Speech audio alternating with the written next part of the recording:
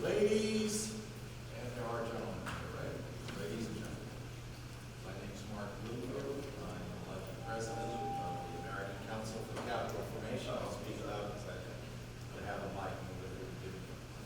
So, lucky president of the American Council for Capital Formation, and lucky that our group is hosting this event today. And here's the mic. I understand the chairman should be here very shortly.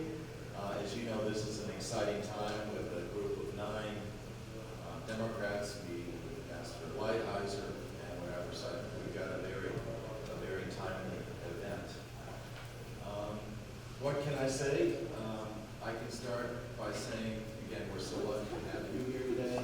Our group has been involved in trade policy since it started some 40 years ago. I was talking to Doug Palmer here at Politico. My first trade ambassador was Bob Strauss. And it continues. I see Fred Bergston there all the way to Clayton Geiger, you remember Fred, to Carla Hills, etc., all the way through the current special trade representative, Bob Lighthizer, worked on the Hill as head of the Finance Committee staff. We believe that international trade is the DNA of economic growth, and that's why we're here today. Let me start out, maybe say a few words about Fred before Dr. Bergson, before Chairman Blumenauer comes here. For those of you who are not involved in trade policy, Dr. Bernstrom is it in trade policy. He's written, I read in my notes, 41 books on trade policy. I'm not sure I've read 41 books in my whole life, but he corrected me, it's 47 books on trade policy. For those of you who know history, he came to Washington, or one of his first jobs was an assistant to Henry Kissinger on international economic affairs. He was assistant secretary of the Treasury under Jimmy Carter, and the story goes on and on. He founded the Peterson Institute. Again, if you are at all interested in I see the lady nodding her hair, so you've heard of the Peterson Institute. It's the place to go for international economics. We're delighted that Fred and I talked to 2 of their leading scholars on our board of advisors, and so we're delighted that Fred is here. I see some of our other colleagues. Welcome. We're waiting for Chairman Blumenauer. He should be here shortly. I think we picked today's date better than anybody could because of, there's Chairman Blumenauer. Mr. Chairman, welcome to this forum.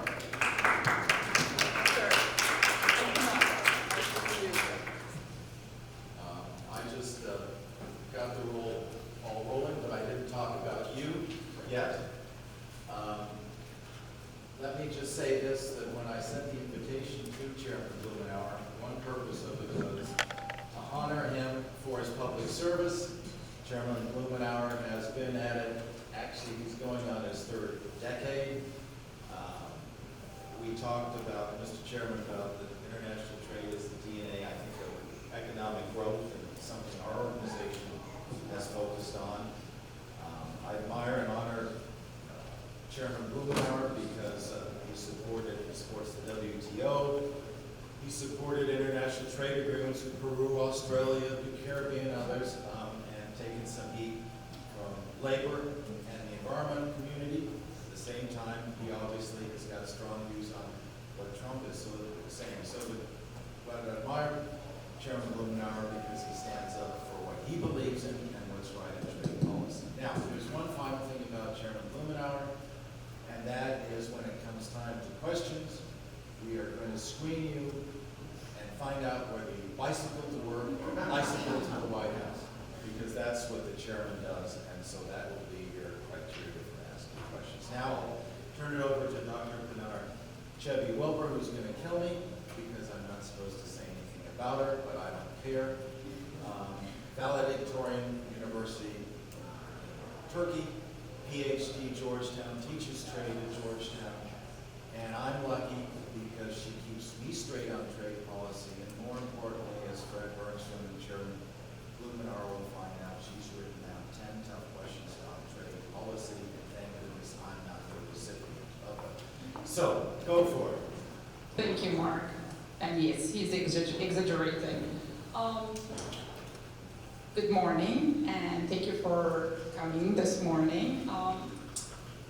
Today, with all the things that are happening in trade policy, I couldn't think of two better people to ask my questions, Chairman Blumenauer and Dr. Bergsten.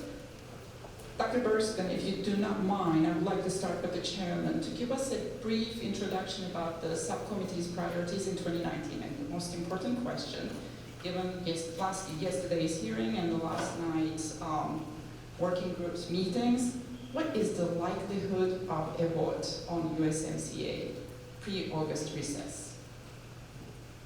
Not going to happen. I guess I am good at being a glass half empty person. Would you elaborate on that? I think it's very unlikely that something happens before the August recess. Now, I was told to make some comments about my overview. Do you not want that? Yeah, of course, please. Well, I mean, I can jump to your questions if you like. No, I mean, how about you start with your overview and then we already got an answer for your question idea. And I am going to apologize because we have a Ways and Means meeting. Great. I'm not going to be here until after quarter after. Great. And I think you have to understand the dynamics surrounding the NAFTA 2.0 as, I think, an opportunity for us to reset some of the challenges we faced in the past. My experience being here, issues of trade, is it tends to be highly polarized. People sort of freeze in the positions that are very strongly felt. It's very hard to find middle ground, and it's very hard to just have a safe space to discuss issues.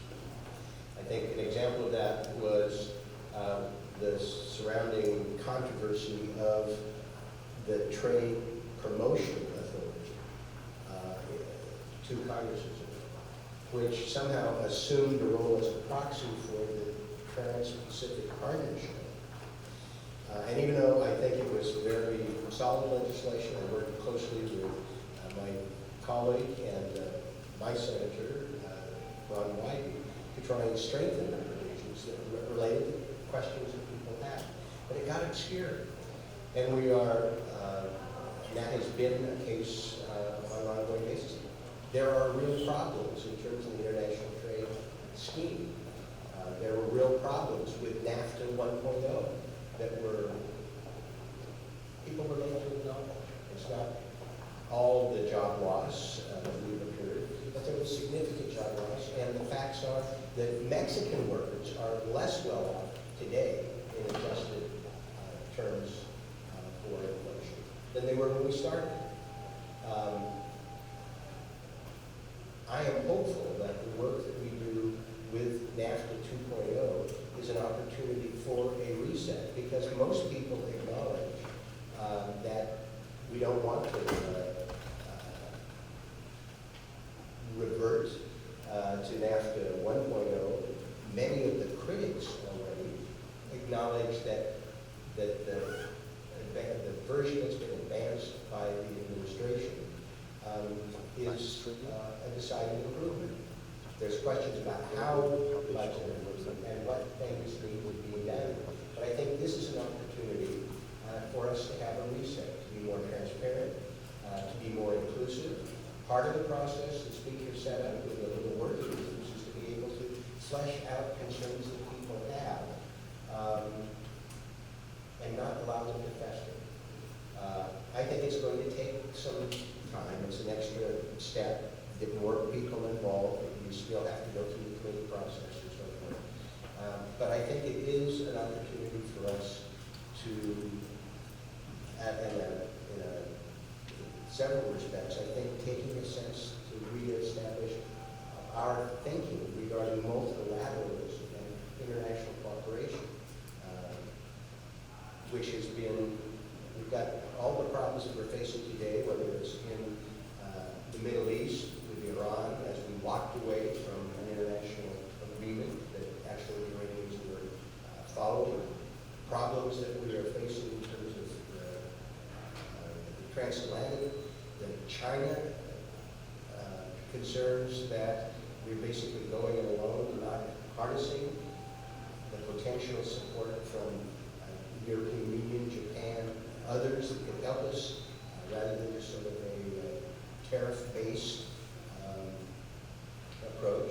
I hope it's an opportunity for us to reassess multilateral relationships that we have, everything from the Middle East to the Paris Accords to trade, and reassert our commitment to that process and what it means. And see this as a start of that. Dr. Bergson, what do you think about Chairman's position on NAFTA 1.0? Because I think it was a net benefit for United States and North American economy.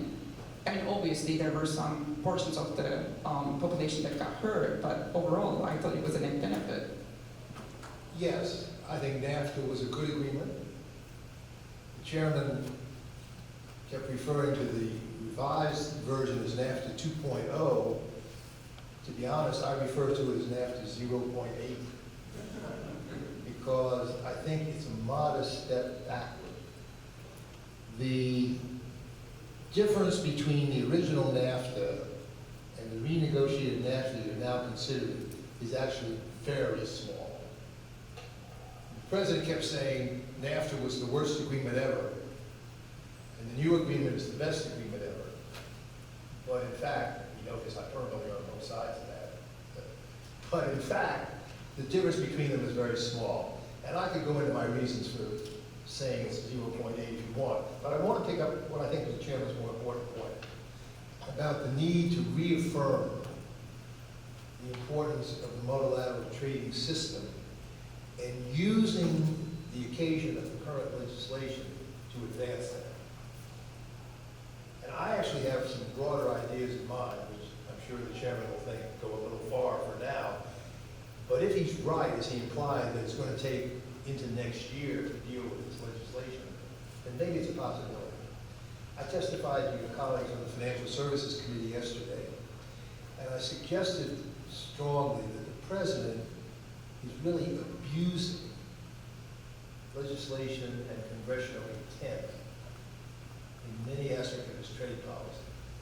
He's abusing the national security provisions of two laws to put on import quotas, import tariffs on steel, on aluminum, and possibly on automobiles.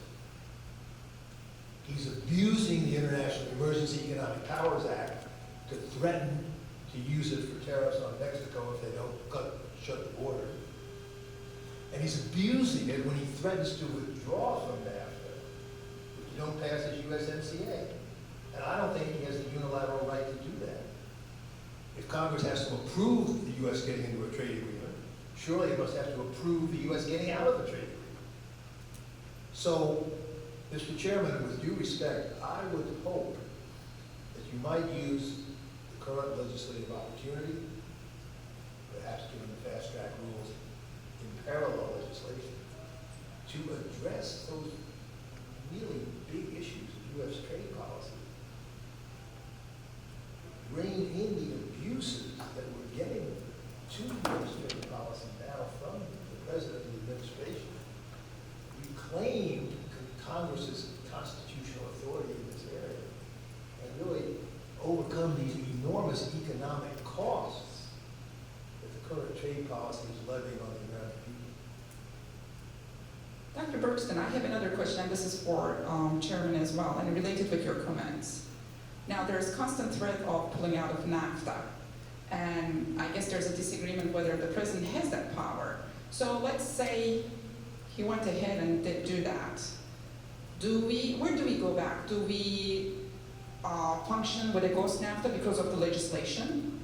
Do we go back to prior US-Canada agreement with no agreement with Mexico, or is it just no trade at all, no trade agreement at all? Well, I'd like to hear what the chairman has to say about that. I haven't used, but I'd like to. I am really curious about my students and on the audience. It's like, we don't know where we will end up, and that creates uncertainty. I'd like to hear what the chairman says. So I think the administration, I shouldn't say I think Trump doesn't care about fine points.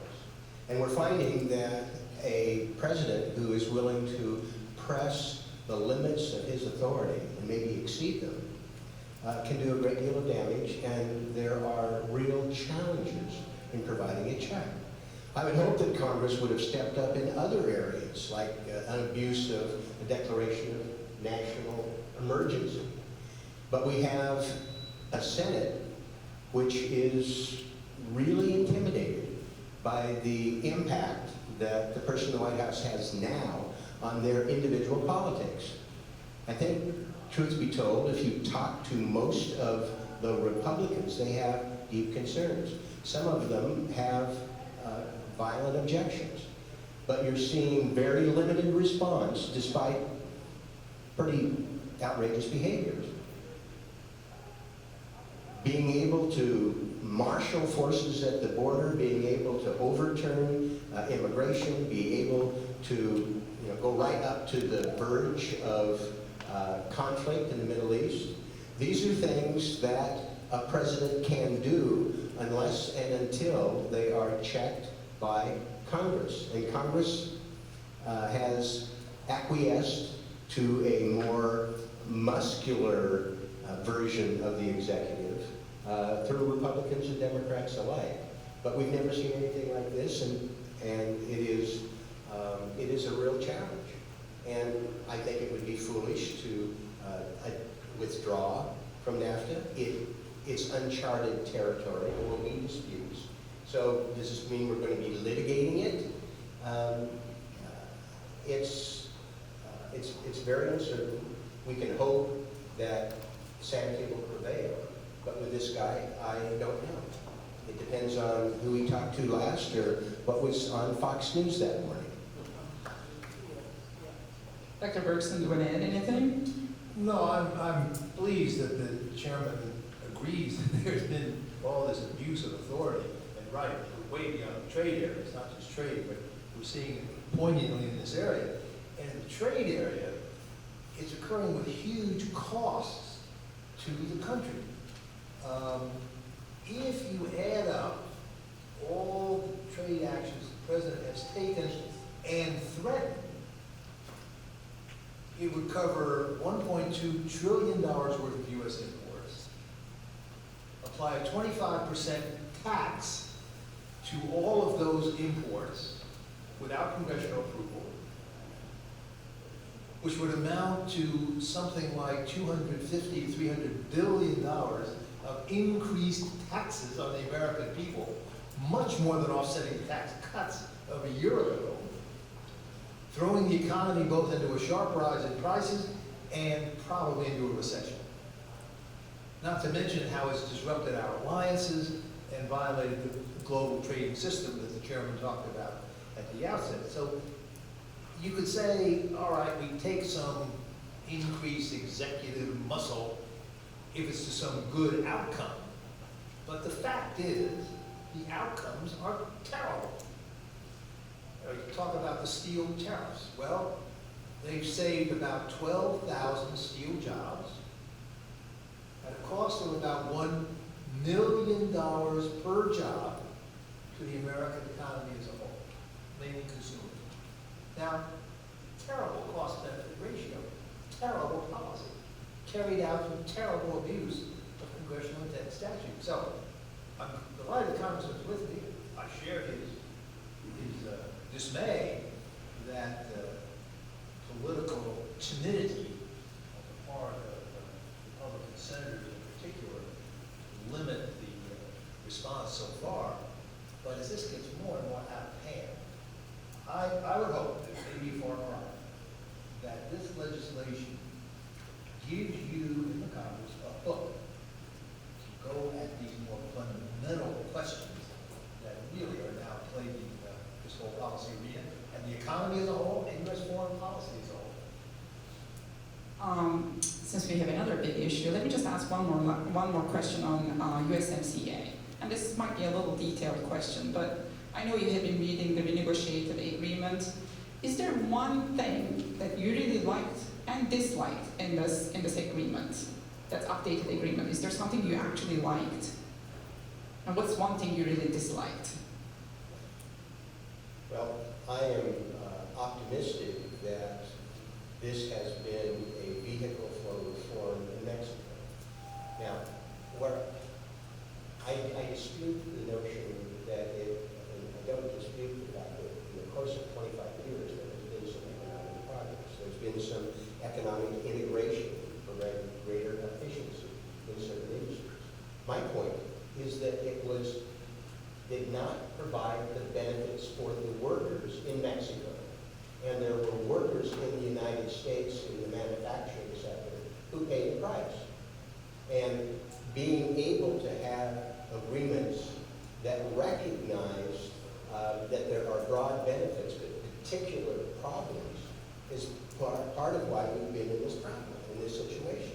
We haven't shared the benefits, and we have been much too generous in giving benefits in particular areas, which leads me to one of the things that I hate in this agreement. The notion that we're going to have a 10-year period of exclusivity for biosimilars in terms of their being shielded from competition. Part of why NAFTA 2.0 is better is it's building on a base that was negotiated for the Trans-Pacific Partnership, which Trump claimed was awful, but this is the foundation of what he's advanced for his NAFTA agreement. But where we were going in working with the Obama administration on the Trans-Pacific Partnership was the opposite direction. We were working to reduce the period of exclusivity. We were talking about 5 or 7 years. They have inserted a 10-year period, which neither Mexico or Canada wanted. And if we look at what's happened in the international trading scheme as it relates to pharmaceuticals, now we've got a trade deficit. We're manufacturing them over there. The profits come here. The international prices, the prices that we pay are not going down. I think that that's the wrong way to go. We should go in terms of being able to promote greater competition in that area. And it's one thing that I plan on working on very hard to reverse. What about you, Dr. Bergsten? The thing I like most about the USMCA, picking up earlier on the point the chairman made, is that it adopts a number of elements that were in the Trans-Pacific Partnership on e-commerce, intellectual property, and the like. And the President made a massive error in dropping out of the Trans-Pacific Partnership. It's led to big discrimination against the U.S. and the world economy, hurt our economy. But here's a critical point, and this is one reason, Mr. Chairman, why I call this NAFTA 0.8. Remember that the Trans-Pacific Partnership went ahead without the United States. And Canada and Mexico are both in the Trans-Pacific Partnership. That means, Mr. Chairman, they have already put into their laws and policies those e-commerce and intellectual property rules that are in the USMCA. In other words, the U.S. is already benefiting from Canadian and Mexican liberalization of their e-commerce and IP and other rules, because when they put them into the CPTPP, as it's called, they apply those things on a global basis, not only to the rest of that group, like the tariff cuts, but on a global basis. So the alleged gains that we get from USMCA in those areas, we already got. That's one reason I call it 0.8. There's no net gain to the U.S. from those things. We've already gained them. The thing I like least about the USMCA is the increased rules of origin in autos. Because, despite the claims, that hurts the competitiveness of American automobile industry. It's going to reduce investment and reduce jobs over time. We know that. In the 70s and 80s, we protected steel and autos and textiles. And in every case, the result was a sharp deterioration in the competitiveness of the industry, a sharp decline in its employment, a sharp hit to the American economy. When you protect an industry, it falters. Competition is a great thing. Sometimes it's brutal, causes adjustment problems, absolutely. But protection does not answer the problem. And to give any of these industries more protection, as is now being done in steel and putatively in autos here with the MCA, is the wrong way to go. History shows it, theory shows it, data shows it, the experience of every country shows it. So that's the thing I like least. Put those two things together, that's why I call it NAFTA 0.8. Thank you. Let's shift gears to discuss the other big issue, the China trade or China trade policy. I think there's an agreement that China was not the best player in the world trade scene. So there's an agreement in there, but this is a two-parter question. Do you think the unilateral action by United States, rather than working through the multilateral approach or the international institution, was a better approach? And who is playing this game better, US or China? Because one of your colleagues, Dr. Burstein Checkbound, just released a study saying that China, while they're retaliating, they did not only raise the tariffs towards the United States, but they also lowered tariffs towards the rest of the world, while US is opening multiple fronts, trade war fronts in the world. So who is playing this game better? I would like to take this question first. Well, I think your characterization of playing the game of this administration is correct. I think the Trump is more game. There is no long-term strategic vision that I see with what we're doing in China. And I think that's a mistake. They've been around for 4,000 years. They have the ability to muster resources and deal in the long term. And they've done some in ways that have been unfair to the United States. And potentially preparing for them, but they have the power to roll over those objections because they are rich, they are authoritarian, and they're dealing in the long term. I think that failing to work on a multinational basis, failure to be able to be strategic in what we do, tariffs alone are not going to do that. You're not going to force the Chinese government. They can outlast this administration. They have, with the population base, with the wealth, with the way they can act pretty ruthlessly. I think you're at a disadvantage. I think the United States has not been aggressive enough using the tools we have. I was one of those people who thought, bring them into the WTO, and let's play by the rules, let's see what happens. And the United States has not exercised its authority. I mean, they still do not have a procurement policy.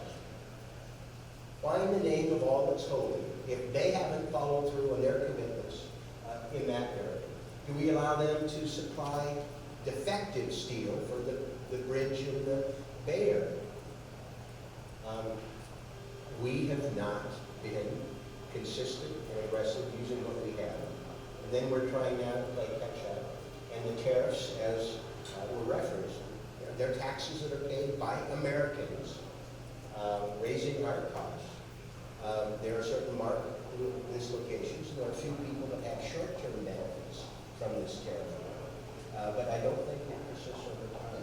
And the more that we just rely on one weapon, its effectiveness over time is reduced. Thank you, Dr. Bergson. I totally agree with the chairman on all parts of that. Vis-a-vis China, I think we have to distinguish between means and ends. I think the president's goals are largely correct in approaching China. Chinese have cheated big time on IP, on state subsidies, on forced tech transfer, on cyber espionage. The list is long. So they have cheated big time. I think it's very mistaken in their own interest to do so. They're the biggest beneficiaries of the open world economy. They gain from it enormously, but that their own actions jeopardize its openness because of the backlash it's triggered here and around the world.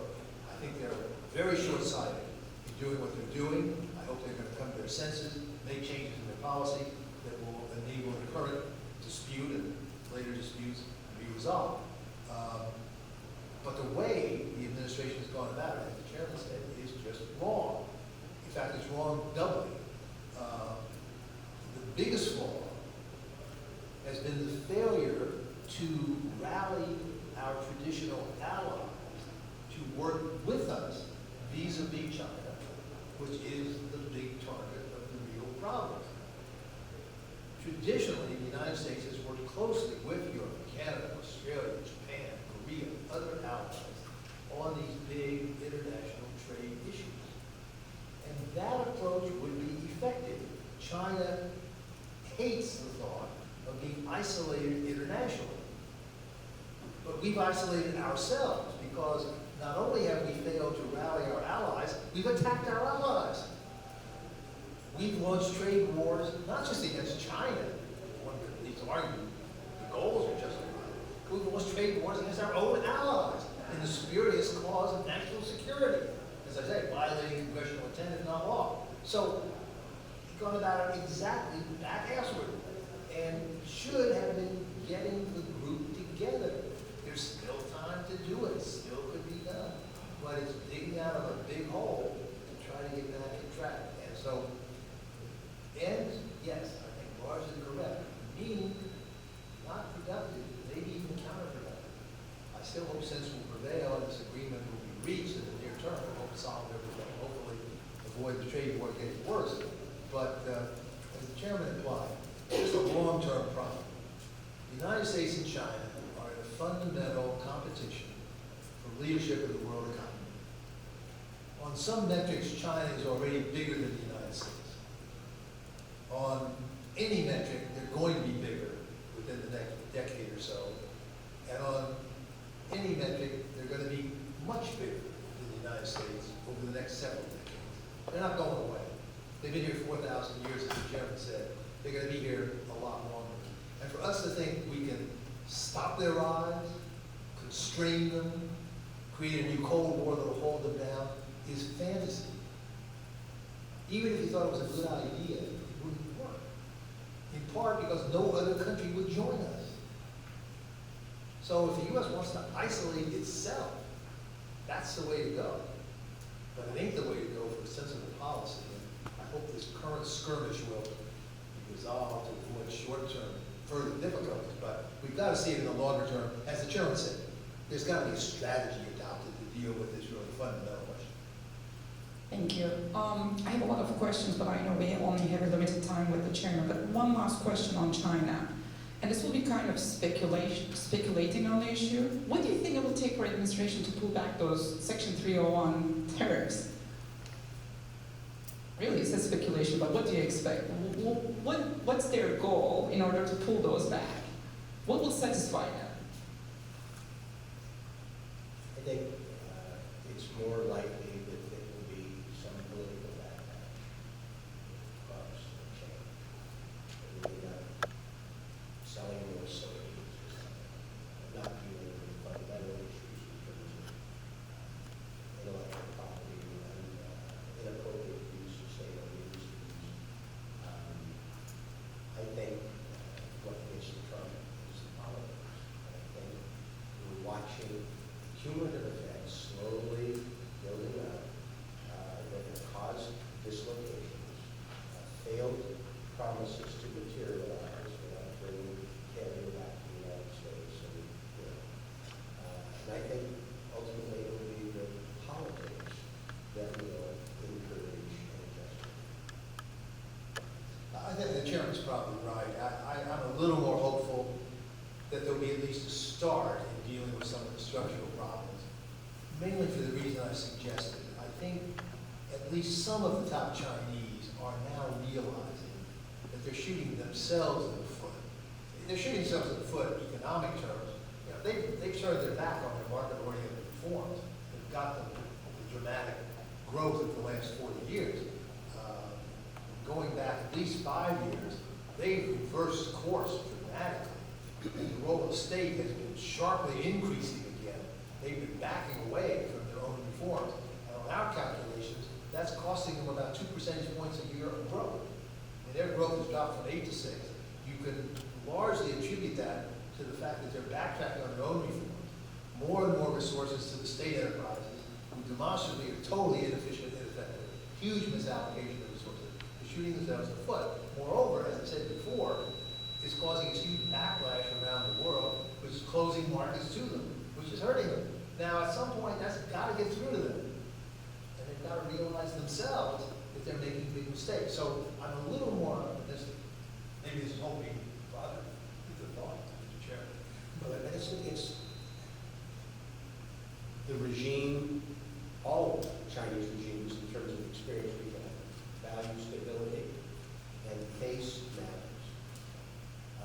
And I think that what I mentioned earlier in terms of being able to do things on a multinational basis, being able to use people who agree with us and who can, if we're thoughtful about it, join us and have some pressure. But this the current leadership is more focused, I think, in terms of less likely to counterbalance based on the problem. My Lord, how many Chinese die every day from air pollution? I mean, there are real problems in terms of the model that they've developed. What's happened in terms of water pollution. I mean, the environmental challenges. There are advantages for them to be able to accommodate, to follow some of the approaches that we have taken. But that's only going to be when it ripens for them, and there are other countervailing forces at work, and it's not just going to be something the United States can do. Yeah, I think what the chairman is really suggesting, I don't know if to put words in your mouth, but I think what you're really suggesting, and I think it's right, is that the president's approach may actually be counterproductive. It may make it harder for the Chinese to agree. Changes that I see that they need to make on their own, but it makes it harder for them to agree because it looks like they're kowtowing to the United States. I mean, I saw one really clear case about 10 years ago involved very much in the currency manipulation issue. Back when China was manipulating big time, they were teed up to actually start liberalizing, but they got hammered by the U.S. and they told us, sort of back channel, that they couldn't then liberalize their policy because it looked like they were exceeding the United States unilateral demand. And it may be the same thing here. Now, in that case, they eventually exceeded it to 10 years. I'm hoping they'll see it sooner than that this time. But, yeah, I think, Mr. Chairman, you're right. The current tactics may actually make it harder to get the kind of changes in Chinese policy that we want. Since we have only 5 minutes of chairman's time, and I want to give a chance to the audience to ask questions. Anyone who would like to ask a question, please identify yourself. Please come. Hi, thank you for being here today. Isabel Hoagland with Inside U.S. Trade. The USMCA working group met for the first time last night, and I'm wondering, based on that, what do you make of Ambassador Lighthizer remarks yesterday that he could resolve each of the 4 issues in half a day? And when does the working group plan to meet with USTR?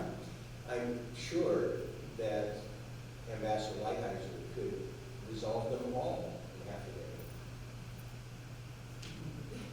The problem is it's not his to resolve.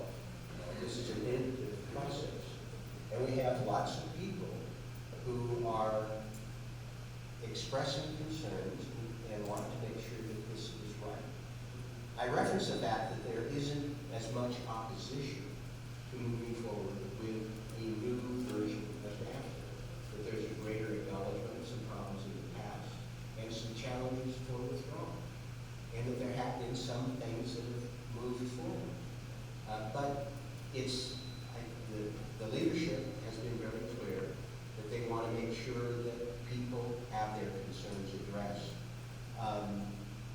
That is going to take a little bit of time.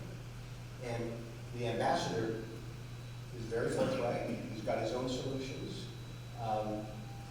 We sent him 4 letters that we worked on rather painstakingly to try and make sure that we were presenting a consensus from Democrats on Ways and Means, so that it's not nailing jello. Those were advanced. To this point, we haven't received anything specific back. We have talked a little bit, I've given some examples.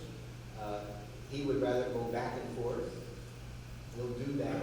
But we're going to make sure that every one of the subgroups that fits, because there are different concerns that deal with environment as opposed to, I think, labor provisions in Mexico are encouraging. That's an area where the Mexican government is committed to reform. This is a reformist government. And as I mentioned, the average Mexican worker did not benefit from NAFTA. If you look at in terms of manufacturing, in terms of inflation-adjusted wages. So there's an effort here to try and do that. There's 700,000 labor contracts in Mexico. Most of the Mexicans under those contracts don't know they're under them. By any stretch of imagination, they're not what we regard as something that's a collective bargaining agreement. How long is that going to take? I think our people feel that those are encouraging signs, and that prospectively going forward, Americans are going to see Mexican workers treated more fairly. I think there's some of us who feel that American workers should be treated more fairly when it comes to collective bargaining. But that's not something that people are just going to take on face value. And so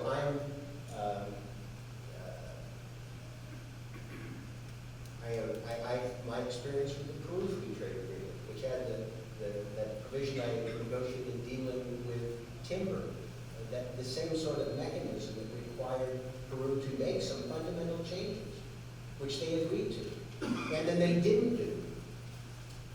So there's going to be resolution of some of the mechanisms of enforcement going forward to get that case. Anyway, I appreciate the chance to be with you. Thank you, I'm Chairman. going to go to Ways and Means now and see what else is going on. And I'm sure between the two of you, you can solve it. Sure.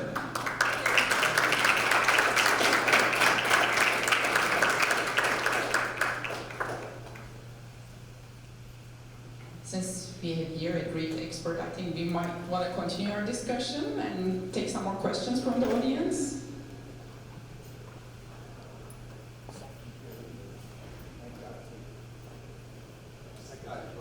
Luke Pasquale, Thomson Reuters Social Services. When we're talking about the corporate espionage, the intellectual property rights stealing, the manipulative joint venture practices of the Chinese, what ways other than tariffs do we have to combat these aggressive tactics by the Chinese? Well, as the chairman said, we have not used anything like the alternatives we have through the WTO mechanism to take China to court. Chinese have lots of obligations under the WTO, including under their accession agreement to the WTO, which they are clearly violating. Now, the history shows that when the U.S. takes cases to the WTO, it almost always wins. And history always also shows that when the Chinese lose, they almost always accede to the judgments. Now, the administration has taken China to court on a couple of things, but not nearly the array of cases that it could. And again, go back to a point I made earlier. I say the U.S. take China to court. What I really should say is the rest of the world should take China to court, because the U.S. should ally with the other big trading countries in the WTO to jointly or separately, however you do it, friends of the court, a lot of ways to do it, to take these cases to the WTO, force the Chinese to confront the fact they are violating the rules, and force them to accede. But again, the administration is shooting itself in the foot. The administration is blowing up the whole dispute settlement mechanism in the WTO by castrating the appellate body, which means that if there's no appeal process, there's no judicial process, and the thing can't function.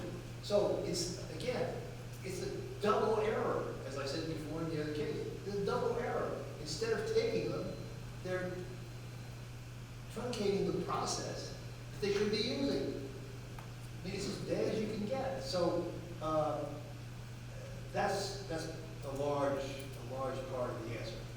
Another part of the answer, and I suggested that before, but is to multilateralize the diplomacy toward China. There has been this U.S., EU, Japan working group that Ambassador Lighthizer referenced his testimony the last 2 days, which has been trying to work out a joint approach to China on WTO reform. That's good, but he kind of downplays it, limits his reliance on it, hasn't really used it very much. But again, to multilateralize the approach would greatly enhance its impact. Now, so the third thing is related to that. There are certain areas where the WTO rules are inapplicable, like on subsidies. I and my team at Treasury, way back when I was Undersecretary, negotiated the subsidy code that's now an integral part of the WTO system. And it specifies a whole long list of practices that are outlawed as subsidies. Well, the list doesn't go far enough. It didn't envisage some of the things, we did this almost 40 years ago. It did not envisage some of the state-owned enterprise practices that the Chinese and some others use now. Those things need to be added to the coverage of the subsidy code, WTO more broadly, to broaden the multilateral rules, to bring those practices under control. So that should be the central theme of what the administration is trying to do.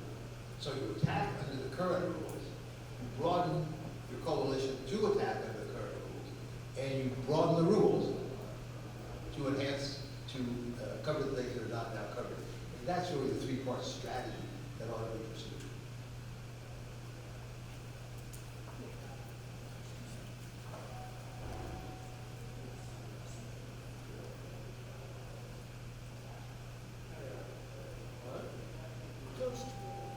Hello? Okay. So my name is Jefferson. I'm from Ami Bear's office. So I have a question about free trade in general. So a lot of developing countries are very skeptical of free trade, seeing as though U.S. and Western companies will be able to reach central markets and outcompete all of their main industries. Also, we see that a lot of Western countries put protectionist measures on developing countries whenever they're able to outcompete us in a certain aspect. Then we say like, oh, they're going to hurt American workers, and then we stop protection. On them. So a lot of people globally think that free trade is linked to more income inequality, and that a lot of people in those developing countries do not reap the benefits of free trade agreements. So what would you say to that? How can you promote trade agreements that perhaps don't increase income inequality as much and don't increase skepticism on global free trade? Developing countries are not skeptical of free trade. No country has successfully developed without integrating into the global economy. No country. Look for example. No country. It has been a requirement of the development process to integrate into the world economy, take advantage of it, particularly for developing countries, most of whom are small and therefore have to take advantage of global markets to get scale and scope. But even the big ones, China, India, have had enormous export growth as a lead part of their strategy. China's whole development strategy, the reason they grew 10% a year for 40 years, is because a central element of their strategy was to integrate in the world economy. That's what caused the problems we're talking about today. But they integrated in the world economy.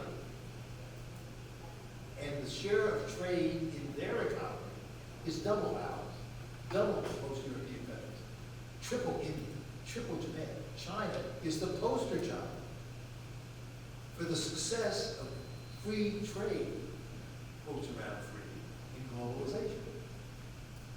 Why does every developing country reach out to try to do trade agreements with rich countries?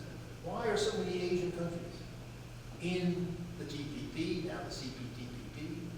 why are half a dozen other major Asian developing countries clamoring to join the CPTPP even without the United States?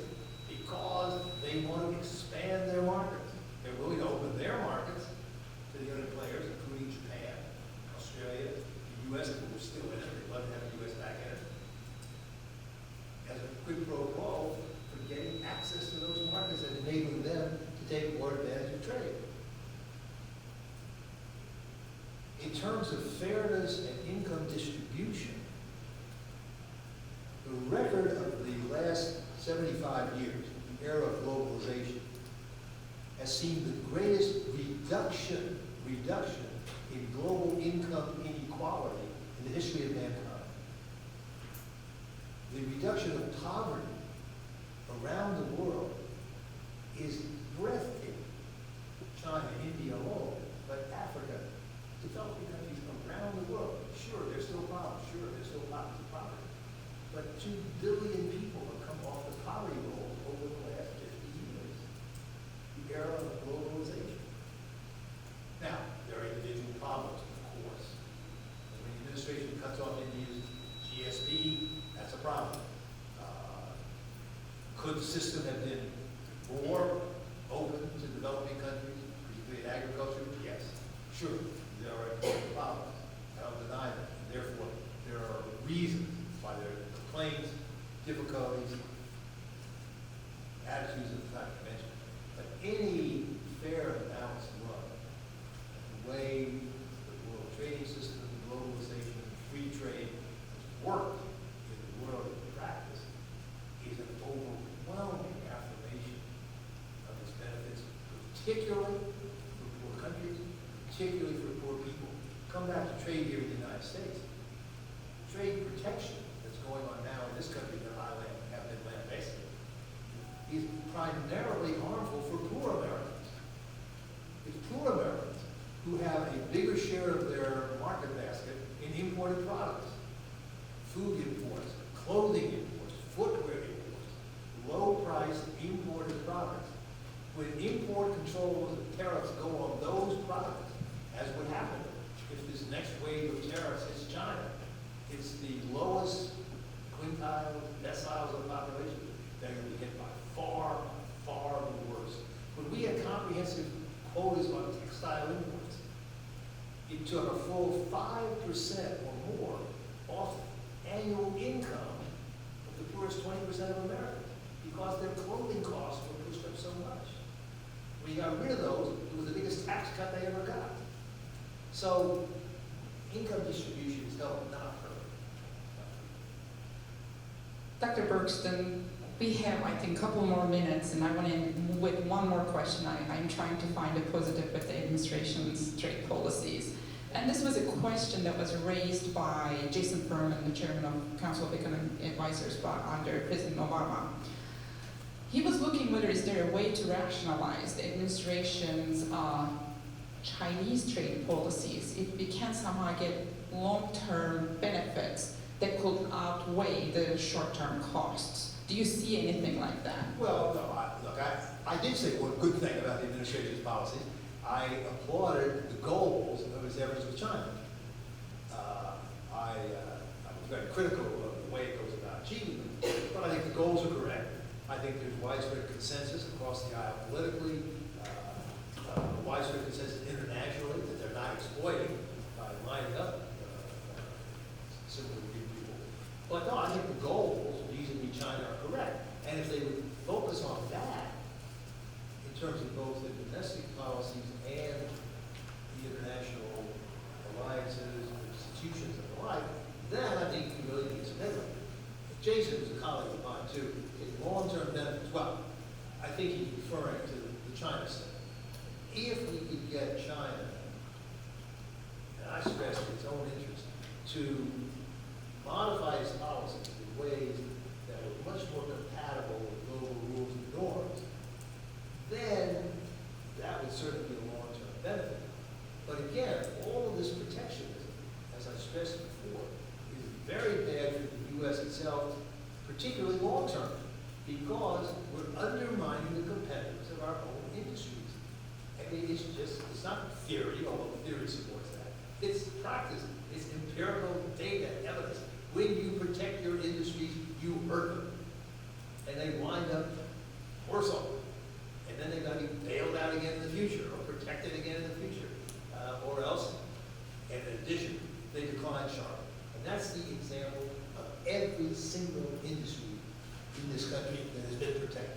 The one possible exception was Harley-Davidson, a one-firm industry, which did benefit for at least a while from temporary import controls a while back, but even they're having trouble, and had to move most of their production offshore. So it's almost impossible to find any successful case where protectionism worked to help your industry. So I don't think that's what Jason meant, but I certainly would not think that any of that in the long term, let alone short-term interest in the United States.